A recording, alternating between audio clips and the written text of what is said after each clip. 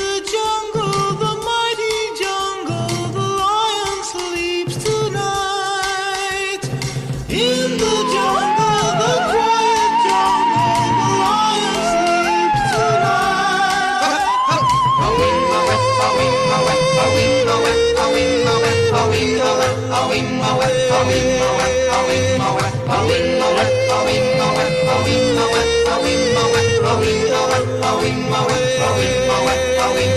Donald Trump has found all of the time in the world to play golf. He can try to extort $230 million to line his pockets from the Department of Injustice. There you go.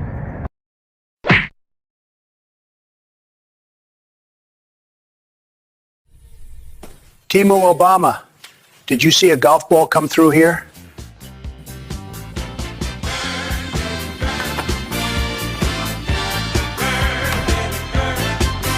Some viewers may find the following video disturbing. Viewer discretion is advised. Danger, Will Robinson. Danger. No, Will Robinson. Danger. Like, I'm gonna just call a thing a thing. Like, this administration is racist. That he has always been a racist, and that is what we are enduring in this country. Oh, Lord. Again. Let me give you some facts behind this racism. And they get mad when I say the things that I say, but I will not stop speaking the truth. Number one, I said that what we were experiencing in this country felt like what I would imagine slave patrols to look like. What do you mean by that? And frankly, anybody that knows anything about slave patrols, this is exactly what it was like. We're talking about lawless people that are going around with no warrants or anything, and it's all about rounding people up and disappearing them. That is what's currently taking place. It's the biggest piece of dog shit. It's funny to me how liberals can differentiate between 85 different genders, but can't figure out legal versus illegal. What's the holdup? I feel like I'm the only one that supports the ICE rates. Now listen, I understand that people are sad because like people are getting deported. But honestly, they should have figured this out by now. Trump gave them a timeline to leave. He gave them money to leave. And he gave them a ride to get home. And then they still didn't leave. You know, the thing that I don't understand most of all is that the Obama administration, you know, they actually deported more people than the Trump administration. They get absolutely no press for it. People need to just take some accountability. Do something wrong. You get caught. And then you just kind of like you own up to it. You got people out here protesting. They're protesting for people that are doing illegal activity to continue doing the illegal activity. That's absolutely insane. I don't know. I just don't get it. And honestly, the people that are doing it, they really can't explain why. You can't make a deal with these people. They're lunatics. They've gone crazy. They're crazed people. Trump derangement syndrome. There really is that disease. At first, I found it to be amusing. Now I find that it really is. Breaking news, a dramatic U.S.-led escalation in the Caribbean. The provocative move comes as the Pentagon announced another overnight strike on a suspected drug boat. What are you thinking? What's going through your mind? This is the forever war on steroids, right? This is the worst case scenario of Donald Trump with no guardrails. Wait a minute. Who are you? I mean, he's not providing rationales to anyone, and he's continuing to avoid Congress. Usually you have an Oval Office address, you talk to Congress, you at least explain why you're going to put our military in harm's way. He's not doing that, and you've got this rise of a whole new generation of chicken hawks that are fine to, think this is some kind of video game or a drone strike when real men and women are in harm's way. And that should be maybe the most effective point for Republicans especially. 2025 is so screwed up that Rand Paul is now the voice of reason. Don't do drugs. If you're doing it, stop it. Get some help. Mr. President, if you are declaring war against these cartels and Congress is likely to approve of that process, why not just ask for a declaration of war? Well, I don't think we're going to necessarily ask for a declaration of war. I think we're just going to kill people that are bringing drugs into our country. Okay? We're going to kill them. You know, they're going to be like dead. That was easy. Let's go. They're drug boats. They've tracked them. They've tracked where they're coming from. But the media and Democrats are saying some of these are fishing boats. Your reaction? I think that's absurd. We obviously know that. We have the intelligence to do that. We have all kinds of space assets that can help us with that. And if you've ever been in a command center, the command center goes through a long process before they even authorize a strike. So it's probably been weeks that they've been analyzing a particular boat or vessel that's coming across. So they know exactly who they're dealing with. They know their cartel members.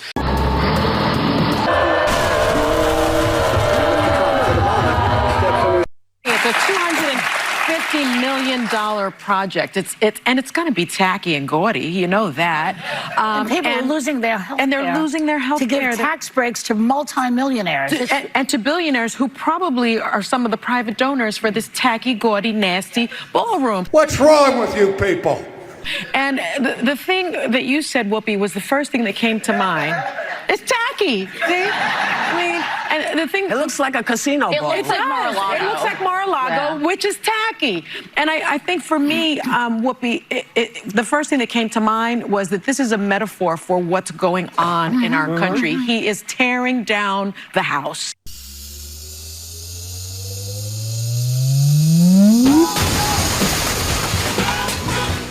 They're still hung up on the ballroom.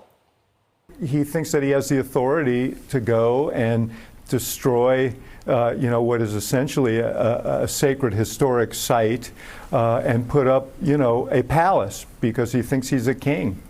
A palace? Trump thinks he's a king? Obama thought he was a god. Remember, he descended from Mount Olympus and spoke like Caesar, surrounded by Greek columns? He told us he had the power to lower the world's oceans. His nickname was the Messiah. The media gave him a halo. But Trump builds a ballroom for the country, and Democrats are stunned speechless. Tonight, sources tell ABC News President Trump is aiming to tear down the entire east wing of the White House. It's almost like Democrats have never been anywhere near a construction site. Pocahontas and Hot Dog Amy sound like a bunch of hippies. No, it is actually a demolition zone. That is what it is. Look at that. Oh, unbelievable. Wow. This is a construction zone. You know, Donald Trump can't hear people asking for help because there's all this the chaos machinery. I mean, these are like bulldozers taking down the people's house right in front of our eyes. Yeah, construction's noisy, ladies. It's men at work. He's building you a place to dance in a dress. What a gentleman. Obama hosted state dinners in a tent. Dignitaries from all over the world would come to the White House, and they weren't allowed to go inside the White House. They ate dinner outside on the grass. And you know where they went to the bathroom? In a porta potty. Prime ministers had to use a porta potty. Imagine Merkel in a porta potty. It's disgusting.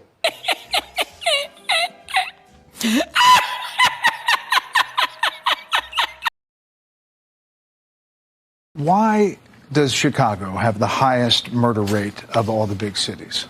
Well, we are not in the top 30 in terms of our murder rate. We are not in the top 30 in terms of our murder rate. Hold up.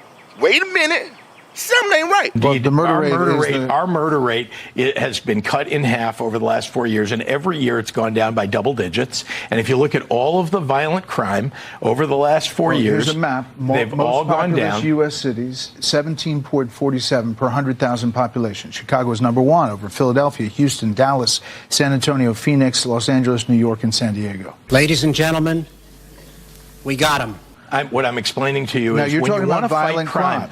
Look, you can pull statistics up. No, I can these are too. murders. I'm explaining to you that our murder rate has been cut in half. And very importantly, Brett, and you got to hear this, very importantly, we've been doing the things that are necessary to bring crime down, right? We've invested in community violence interruption. We've invested in police.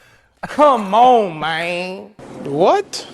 As for Chicago and cracking down on crime, it is a priority of this administration to ensure that American cities are safe again. And I'm so glad that you brought up the crime in Chicago, because we've been seeing the governor of Illinois parading out there saying that there's nothing wrong with Chicago. It's a great place to live. There's no crime there. He doesn't need President Trump's help. Well, I think the residents of Chicago beg to differ, and the statistics beg to differ. And I'll just share a few of those statistics with all of you. For 13 consecutive years, Chicago has had the most murders of any U.S. city.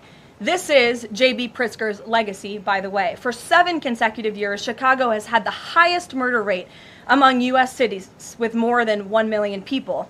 In 2024, just last year, Chicago's murder rate per capita was 3 times higher than Los Angeles and nearly 5 times higher than New York City. That's more than double the murder rate in Islamabad and nearly 15 times more than Delhi. Out of Chicago's 147,899 reported crimes this year, that's how many crimes have been reported in Chicago since January 1st.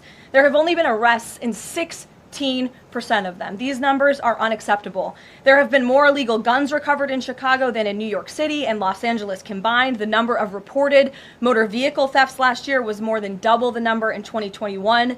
And Chicago has also, just like DC, come under scrutiny over discrepancies in its homicide data reporting. So as bad as these numbers are, perhaps they are even worse. And this is Governor Pritzker's legacy. He should put politics aside. He should pick up the phone and call this president, who would be more than happy to do right by law-abiding American residents in the city of Chicago, and we hope that he will. States are warning struggling Americans who rely on food stamps to pay for groceries that they may miss out on benefits come November. It comes after the USDA sent out letters saying that if the lapse in appropriations continues, there will be insufficient funds to pay full benefits next month.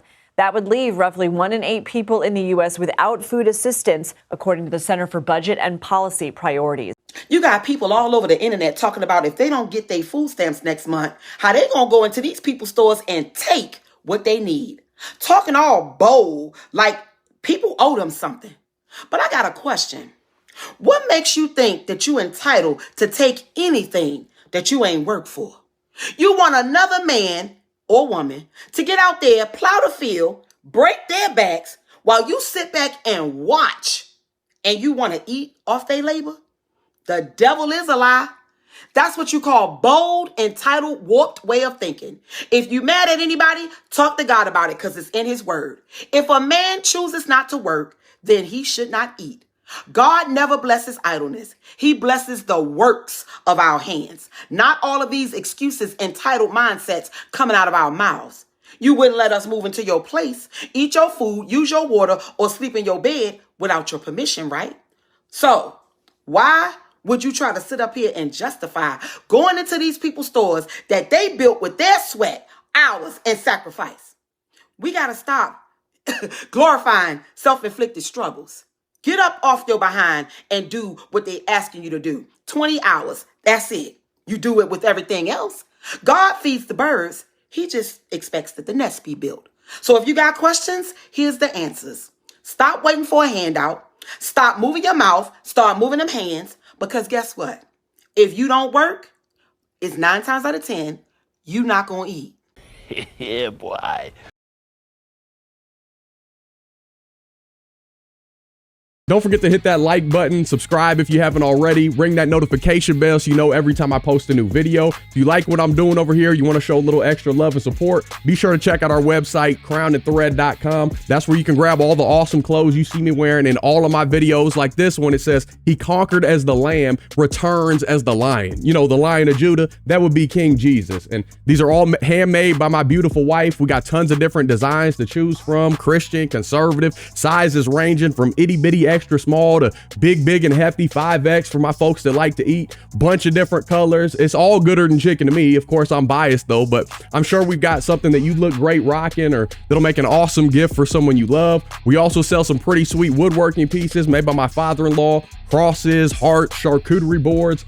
Definitely go check those out as well. If you'd like to support in other ways, you can buy me a coffee, hit that thanks button. You can become a member of the Gibson family right here on YouTube. All those links are down below in the description section. Listen, by no means do you have to do any of that stuff. Just showing up and watching my freckle face for a few minutes, that means the world to me, seriously. And I love y'all. I truly can't thank you enough for rocking with me throughout the years. Whether you've been here since I started back in 2017 when I was doing music reactions, or you're a recent subscriber, by the grace of God through my Lord and Savior Jesus Christ, and with y'all's support, my life couldn't be any better. Seriously. So thank you. And until next time, I'll be praying for you. Godspeed.